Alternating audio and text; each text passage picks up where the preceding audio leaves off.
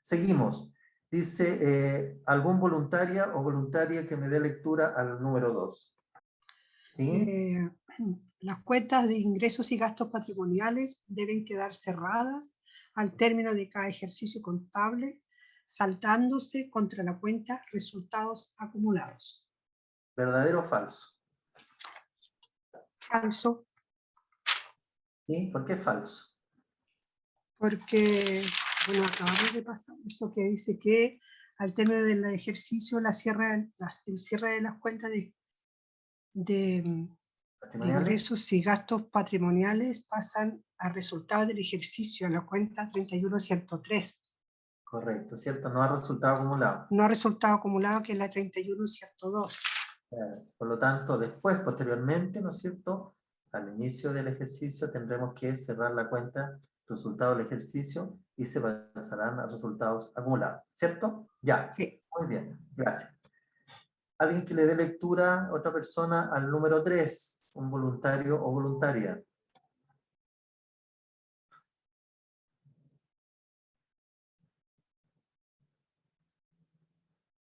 Recibo propuestas de lectura.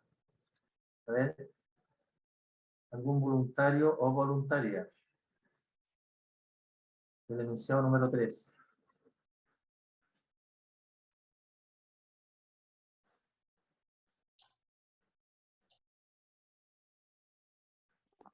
Yo la leo, profesor, pero no estoy segura de la respuesta. No importa, si le dan aquí acá la vamos analizando. ¿Ya? Ya. Ya. ¿Sí? El saldo de la cuenta 31...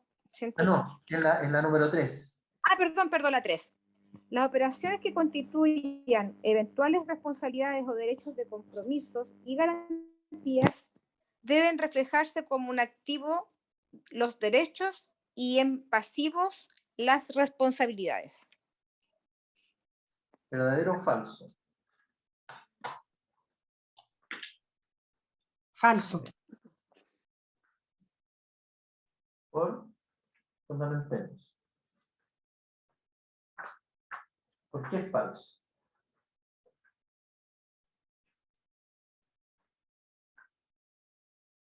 ¿Cuál es el motivo que pueda ser falso?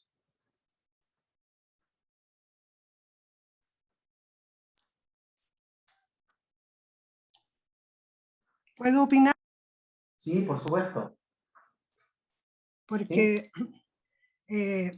estas cuentas son por eventuales responsabilidades, no afectan la estructura patrimonial, por lo tanto se lleva un registro aparte nada más, que era como las cuentas de orden que le decíamos.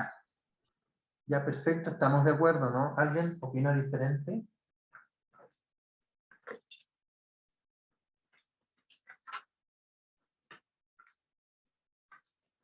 ¿Hay opiniones diferentes?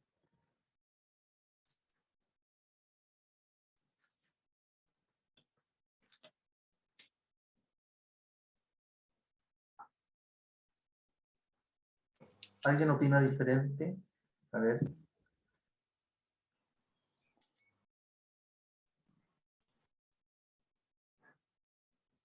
A ver, vamos a leer qué es lo que dice, ¿no es cierto?, respecto a las cuentas de responsabilidad de derechos eventuales. Y comprende las eventuales responsabilidades de derechos por compromisos o garantías que no afectan la estructura patrimonial.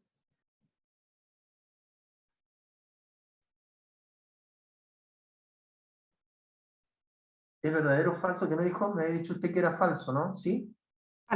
Falso. ¿Ya? ¿Se comparte la idea que es falsa este enunciado?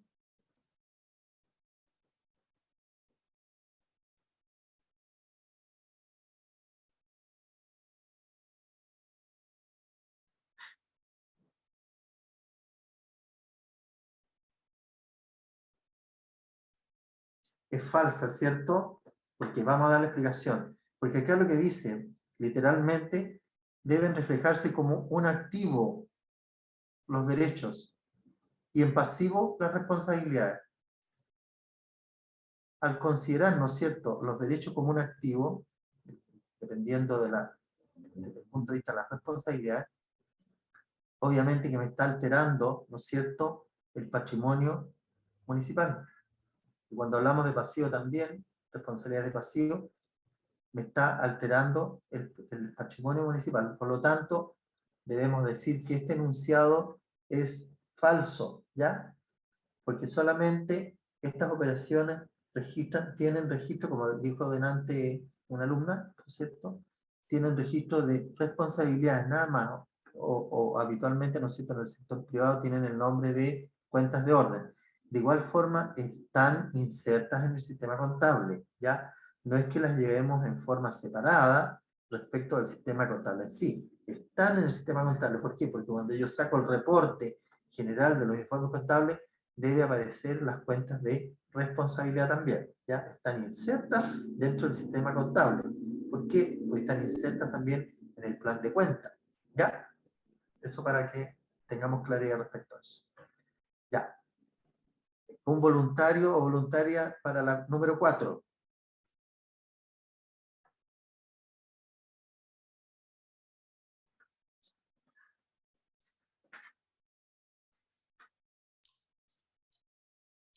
Si no hay otro, se la leo. Ya, léamela usted. Ya. El saldo de la cuenta 31.103, resultado del ejercicio originado por el cierre de las cuentas de ingresos y gastos patrimoniales, deben ser traspasados a la cuenta 31.102 acumulados como movimiento de variaciones del mes de enero. Y esto es verdadero. Sí, es verdadero. El primer asiento que hacemos al inicio de cada... Así es. Nosotros traspasamos el resultado del ejercicio al resultado acumulado y lo tenemos que informar como movimiento de variación del mes de enero. Por lo tanto, es verdadero. ¿Ya? Ya. La número 5. ¿Algún otro voluntario que participe? Estamos un poco, pareciera que estamos cansados ya como fin de semana, ¿cierto? ¿Algún voluntario o voluntaria?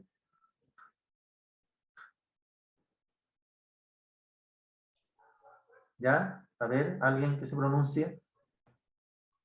Yo, profesor. ¿Ya? Diga. Número 5. Dice, le corresponde a la Contraloría General de la República, entre otras funciones, llevar la contabilidad general de la Nación. ¿Verdadero o falso?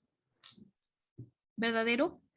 Verdadero, ¿cierto? Y esto está establecido tanto en la NIC, ¿no es cierto?, lo que hemos hablado en reiteradas oportunidades en las clases, y está establecido en el decreto ley 1263 del año 75, Ley de Administración Financiera del Estado. ¿Ya? Perfecto. Seguimos.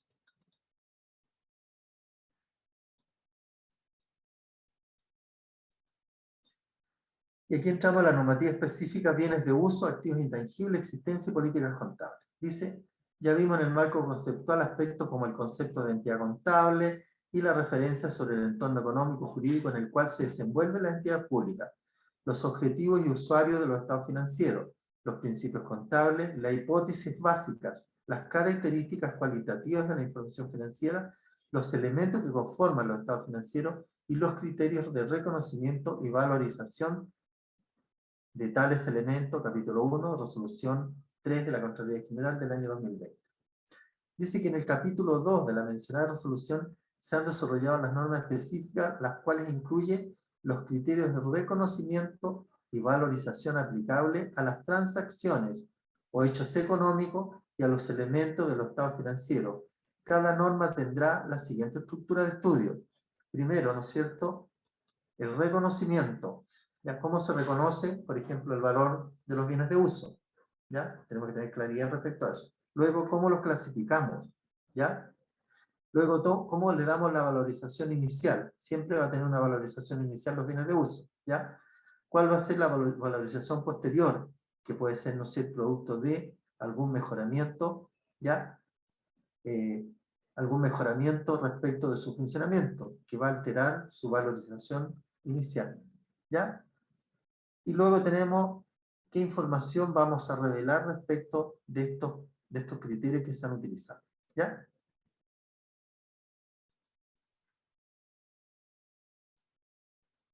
Norma específica de bienes de uso. Aquí yo quiero que igual pongamos harta atención porque es un tema que se está trabajando en los municipios y que tiene que dar resultados de aquí al 31 de diciembre del 2021, ¿ya? Dice bienes de uso, para que los usuarios de los estados financieros conozcan la inversión que la entidad tiene en sus activos fijos, ¿ya? Contenido, norma de bienes de uso, concepto, definiciones generales, reconocimiento inicial y coste iniciales, erogaciones capitalizables, medición posterior al reconocimiento inicial, bienes de patrimonio histórico, artístico y o cultural, ¿ya? Esos son los conceptos que vamos a ver a continuación. Tenemos, ¿no es cierto?, lo que es la depreciación y el deterioro. Dentro de la norma específica de bienes, ¿no es cierto?, tenemos la norma de bienes de uso. Dice, se ha desarrollado fundamentalmente a partir de la resolución 16 del 2015 y sus modificaciones. Y esta tiene que ver con las normativas de bienes de uso del sector público. La NIC número 5, costo por préstamo. La NIC 17, propiedades, plantas y equipos, contenía la edición del Manual de Procedimientos Internacionales de Contabilidad del Sector Público. Dice que el rubro de propiedades, plantas y equipos conocido localmente como activo fijo y en el sector público chileno como bienes de uso, acá tenemos, ¿no es cierto?, alguien que habíamos comentado, que me preguntaba, ¿no es cierto?, del activo fijo, cuando hablamos de activo fijo. Aquí está, ¿no es cierto?, un poco la definición que dice que el rubro de propiedades de plantas y equipos conocido localmente acá en Chile, ¿no es cierto?, como activo fijo y en el sector público chileno como bienes de uso. Cuando hablamos de activo fijo, ¿ya?, estamos hablando del sector privado, ¿ya?, y en el sector público chileno como bienes de uso, ¿ya?, que son homologables. Es una de las partidas más significativas en términos de monto y cantidad, obvio, porque representan una gran inversión, ¿ya?, grandes montos se registran en este nivel de registro. Por ello no es menos importante el tratamiento contable que se debe aplicar a los elementos que conforman este rubro y que estudiaremos en esta unidad, ¿ya?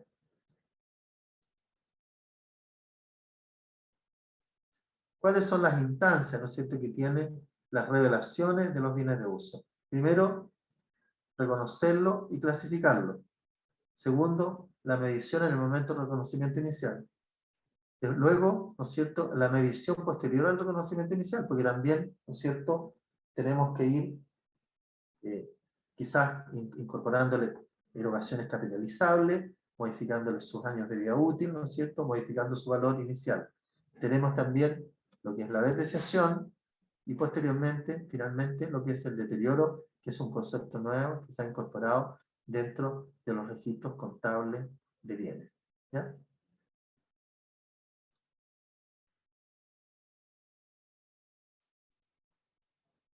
Concepto, reconocimiento. Son activos tangibles, muebles e inmuebles que, respecto a los bienes de uso, que poseen las entidades para su uso en la producción o suministro de bienes y servicios o para propósitos administrativos o para arrendarlos a terceros en el caso de los bienes muebles. Y se espera que sean utilizados durante más de un periodo contable. Alcance. Esta norma incluye al equipamiento, bueno, aquí no nos va a entrar equipamiento militar, especializado, no nos atinge a, ¿no es cierto?, a nuestra gestión. ¿Ya?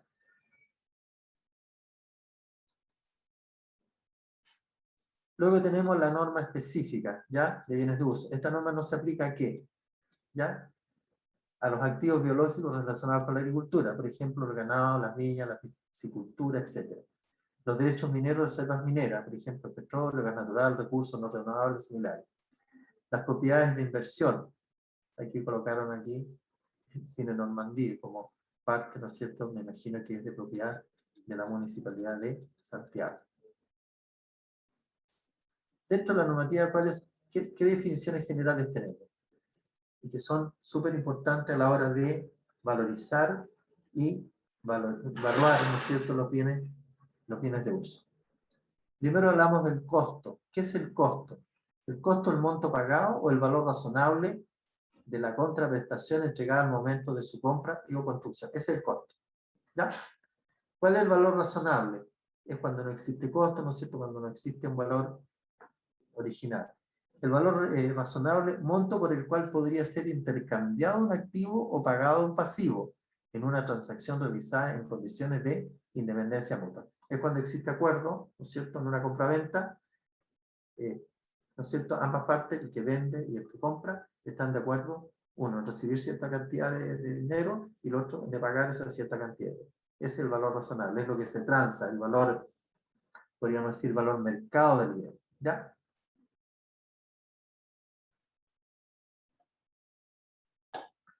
Un activo neto, ¿no es cierto?, de depreciación acumulada y pérdidas acumuladas por deterioro de su valor. ¿Ya? Bueno, aquí en el concepto de los bienes de uso, podemos definir, ¿no es cierto?, que partimos, ¿no es cierto?, con el valor de adquisición, luego determinamos, le rebajamos la depreciación acumulada y también le rebajamos el deterioro acumulado que pueda tener el bien durante el periodo de vigencia de su vida útil.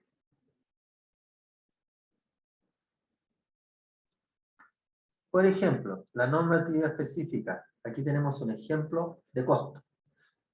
Primero, adquisición de vehículos según factura, 7 millones. Costo, 7 millones. Eso es lo que costó y eso es lo que se considera como costo del vehículo. ¿Ya? Ejemplo de valor razonable. Al momento de la compra, en condiciones de independencia mutua, mercado perfecto, valor razonable, 7 millones. ¿Ya? En el caso acá son similares porque, ¿no es cierto? Claro, esto es lo que pagó, pero también como tenemos el valor ya definido, el valor razonable es el valor perfecto, el valor de mercado, es lo que pagamos por adquirir ese bien. El valor razonable son 7 millones. Ahora, ejemplo de valor libro. ¿Ya? Siempre ha habido confusión respecto a cuál es el valor libro de un bien. Primero tenemos, ¿no es cierto?, el valor del vehículo, que son los 7 millones. Luego tenemos estos estimados, el supuesto. La depreciación acumulada de 4 millones, pérdida acumulada por el deterioro de su valor, 0. Podría presentar, pero también la voy a rebajar, y ese valor, ¿no es cierto?, me va a representar el valor libro. ¿Ya? En este caso, este ejercicio, el valor libro son 3 millones. ¿Por qué? Porque estoy considerando el valor de adquisición menos la depreciación acumulada y me da el valor final. Ahora, si tuviera deterioro, también tengo que rebajarlo para determinar el valor libro final. ¿Ya?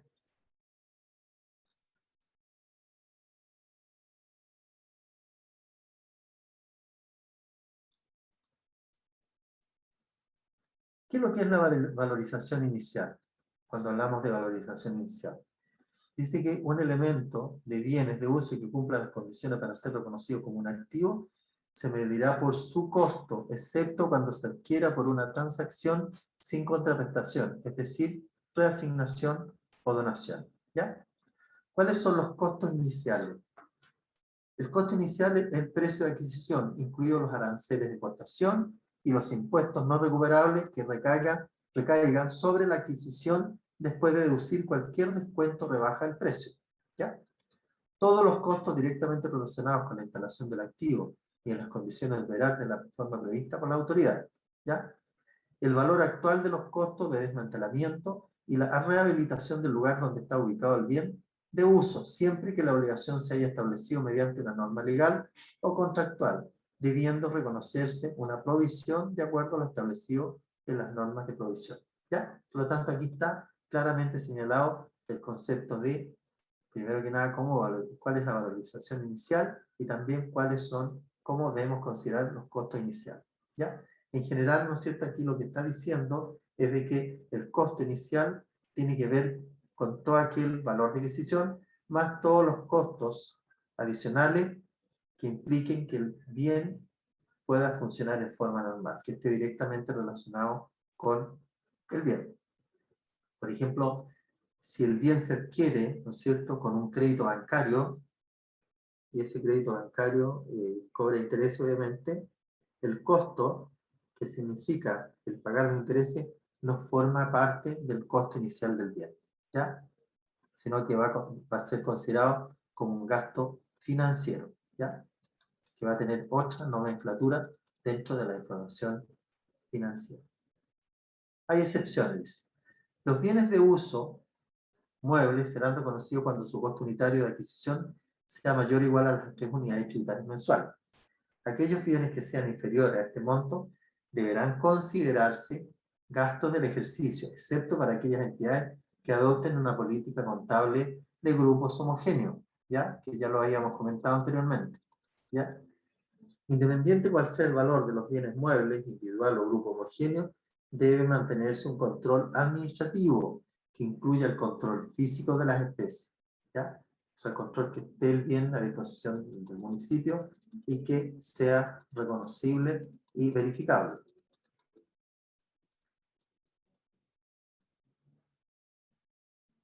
Ahí tenemos, ¿no es cierto?,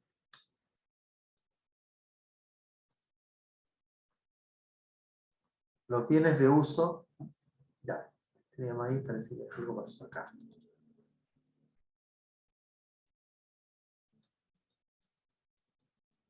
La normativa específica de bienes de uso. Los bienes de uso incorporados por, deben contabilizarse por, los bienes de uso incorporados por permuta, por ejemplo, ¿cómo se contabilizan? ¿Cuál es el valor de contabilización? El valor de transacción acordado, ¿ya?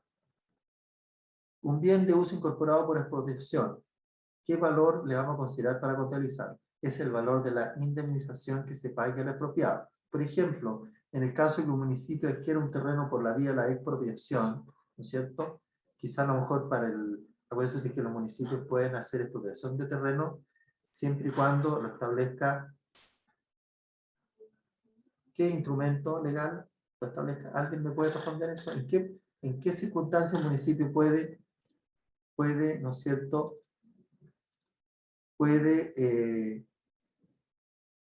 expropiar terreno? ¿En qué circunstancias?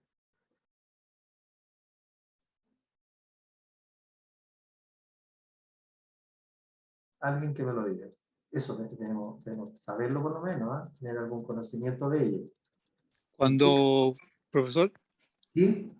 cuando hay un ensanche de calle, por ejemplo, y tiene que, necesariamente tiene que ir y a expropiar. A eso se refiere. Sí, pero sí, está bien la respuesta, pero ¿en qué circunstancias, no es cierto? ¿En qué fundamentación se basa el municipio para expropiar? Cuando existe un interés comunitario, ¿ya?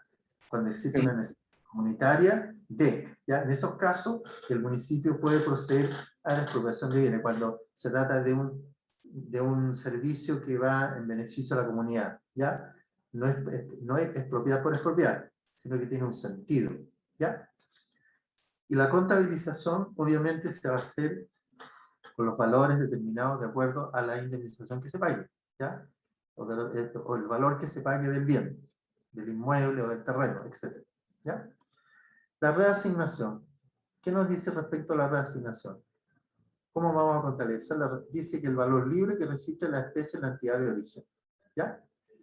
Si nos traspasan, ¿no es cierto?, un bien de otro servicio público a la municipalidad, ¿ya?, está funcionando y sigue funcionando, nosotros como municipalidad tenemos que pedirle la información del valor libre de esos bienes, ¿ya? ¿Cuál es el restante años de vida útil que le queda, ¿no es cierto? ¿Cuáles son el monto de la depreciación acumulada? ¿Cuánto es el monto de los deterioros acumulados durante el periodo que se está traspasando este bien, ¿ya? Para poder, ¿no es cierto?, incorporarlo en ese sentido a la contabilidad de la municipalidad y seguir el curso normal de su vida útil de ese bien, ¿ya? La donación. Cuando incorporamos un bien que lo recibimos en donación, ¿cómo debemos contabilizarlo? Según la normativa dice el valor razonable a la fecha de adquisición, ¿ya? ¿Y cuál es el valor razonable a la fecha de adquisición? Cuando recibimos la donación, ¿cuál es el valor razonable de un bien?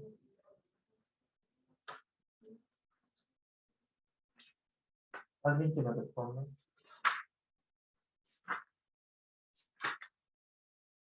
El valor del mercado. El valor de mercado, ¿cierto? El valor razonable es el valor de mercado que pueda tener el bien, ¿no es cierto?, en un momento determinado, ¿ya? Vamos a ver.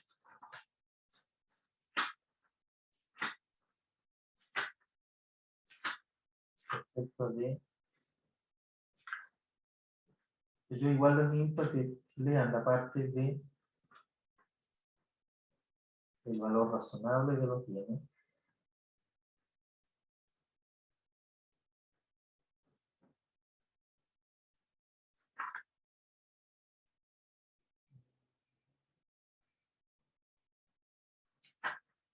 Bueno, lo tenía marcado por aquí, yo tenía apuntes, pero no me aparece, para leerlo exactamente cuál es el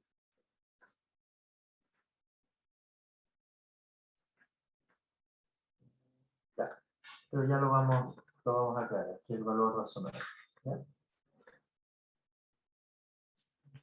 El deterioro, el valor posterior, ¿cierto? Más que los pasivos.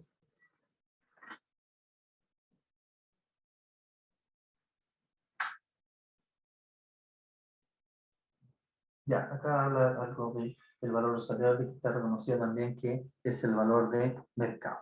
¿Ya? Después dice por arrendamiento financiero o contrato de concesión. ¿Ya? Las normas de arrendamiento y concesiones. ¿Ya? Respecto de en qué momento, ¿no es cierto?, pasa a formar parte de dominio municipal, especialmente está orientado a esto a los contratos de leasing. ¿Hay municipios que tienen contratos de leasing actualmente?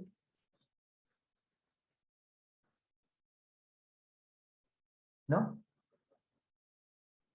Ya, bueno, en estos momentos rara vez el Ministerio de Hacienda, porque tiene que contar con la autorización del Ministerio de Hacienda para poder operar con un financiamiento leasing. ¿Ya?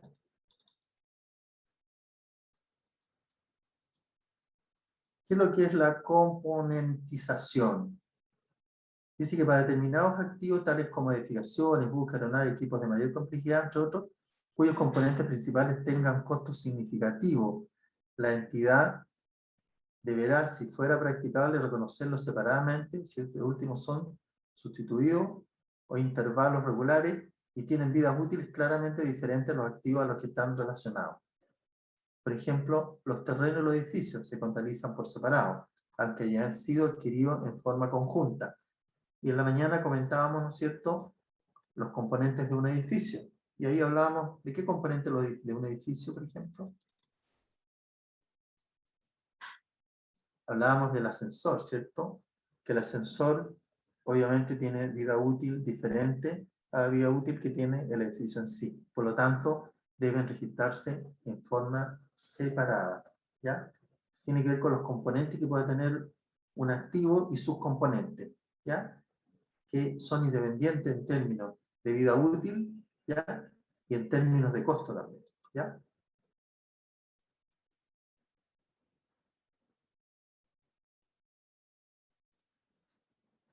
Dentro del manejo y de la administración de los bienes de uso, ¿no es cierto?, aparecen lo que son las erogaciones capitalizables. ¿Qué significan las erogaciones capitalizables? Dice, son los desembolsos posteriores al registro inicial del activo por conceptos de reparaciones, mejoras y adiciones que aumenten en forma sustancial la vida útil del bien o incrementen su capacidad productiva o eficiencia original. Pasan a constituir incrementos del activo principal y siempre y cuando su monto sea superior a las 3 unidades tributarias mensuales. En caso contrario, se registran como gastos. O sea, todas aquellas mejoras que se le hagan a los bienes que superen o igualen a las 3 unidades tributarias mensuales, ¿no es cierto?, van a pasar a incrementar el valor del bien y por ende, de alguna manera también, van a pasar a incrementar quizás los periodos de vida útil que tiene el bien producto de estas mejoras. ¿Ya? En el caso de los reemplazos de elementos de un activo, el costo que ello involucre se tratará como adquisición de un activo incorporado. ¿Ya? Por ejemplo, si tenemos instalado un ascensor en un edificio y el ascensor se echó a perder, ¿no es cierto?, se descompuso, ya no funciona, bueno, hay que retirar ese ascensor, ¿ya?, darlo de baja, excluirlo del inventario por estar en desuso, y ahí tengo que hacer los registros contables.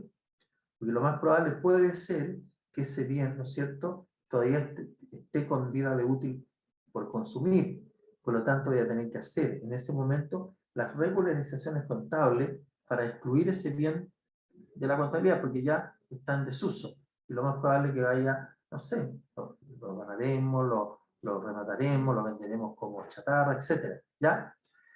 Y a la vez incorporaremos un nuevo bien, ¿no es cierto?, con su nuevo costo, con su nuevo valor, con sus nuevos años de vida útil, ¿ya? Y lo tengo que incorporar también en el sistema contable de bienes, ¿ya?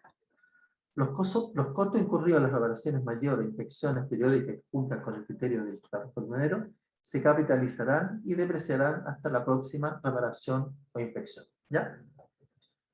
Los desembolsos por concepto de reparaciones menores que deban contabilizarse como gastos patrimoniales Se entiende por tales operaciones todas las acciones destinadas a conservar los bienes de uso en condiciones normales de funcionamiento, con la finalidad de restaurar o mantener los rendimientos económicos futuros o potenciales de servicio estimados originalmente para el activo.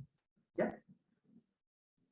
Aquí estamos hablando de reparaciones menores, reparaciones para que funcionen en forma normal, como la limpieza, ¿no es cierto? No sé, por algún trabajo de menor cuantía. ¿Ya?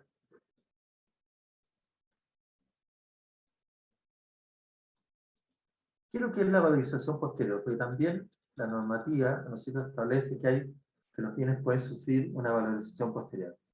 Dice, con posterioridad a su reconocimiento como activo, un elemento de bienes de uso se registra por su valor inicial, ¿cierto?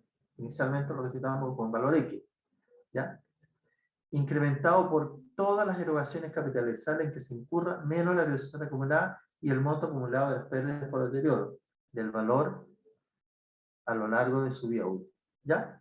Por lo tanto, la valorización posterior va a estar dada por los incrementos de mejora, ¿no es cierto?, que signifique ¿no es cierto?, un mayor valor del bien y que también, de alguna manera, incurra o concurra a que ese bien, ¿no es cierto?, se le pueda dar una mayor vida útil que la que tiene originalmente, producto de sus reparaciones.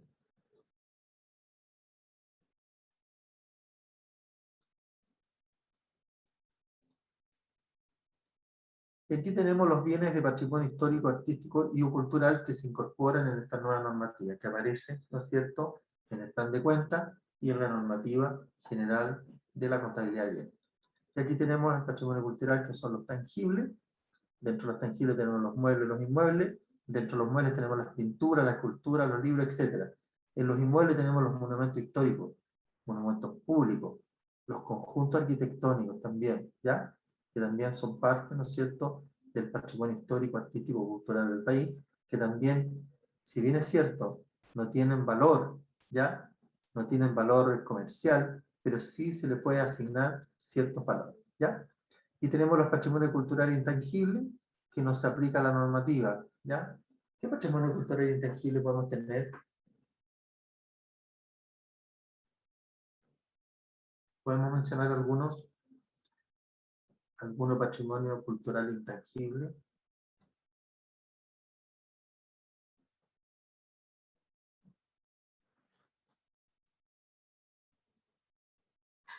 ¿Alguien tiene algún ejemplo que podríamos decir acá, cuando hablamos de patrimonio cultural intangible?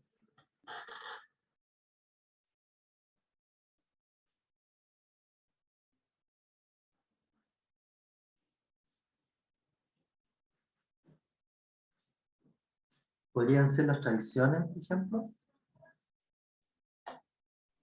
No sé, algún libro cultural, alguna actividad que sea propia de la comuna. Exacto, podría ser. Cosas autóctonas. Exacto, puede ser eso, ¿no es cierto? Algo de tradición de la comuna, tradición del país, ¿no es cierto?, etcétera. Eso estamos hablando de patrimonio cultural intangible, que no lo percibimos, pero que está presente, especialmente de acuerdo a las conductas que podemos manifestar como comunidad, como ciudadanía, ¿cierto? Ya, seguimos.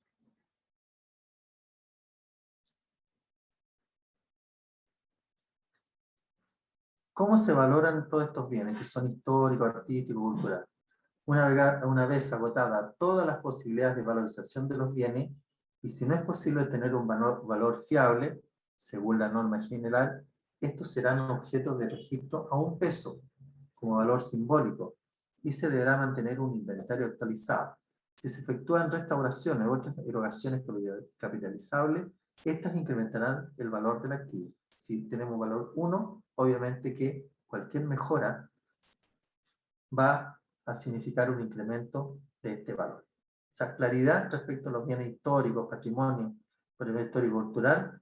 Si no tenemos ningún dato, ningún antecedente, ¿no es cierto?, su valor va a ser 1, que es un valor simbólico. Y aquí nos damos cuenta que todos estos bienes, que son históricos, patrimoniales, artísticos, culturales, no tienen valor comercial, ¿ya? Por eso que, de acuerdo a la normativa, cuando no existe antecedente alguno para poder establecer algún valor, se valoriza en 1. ¿Ya?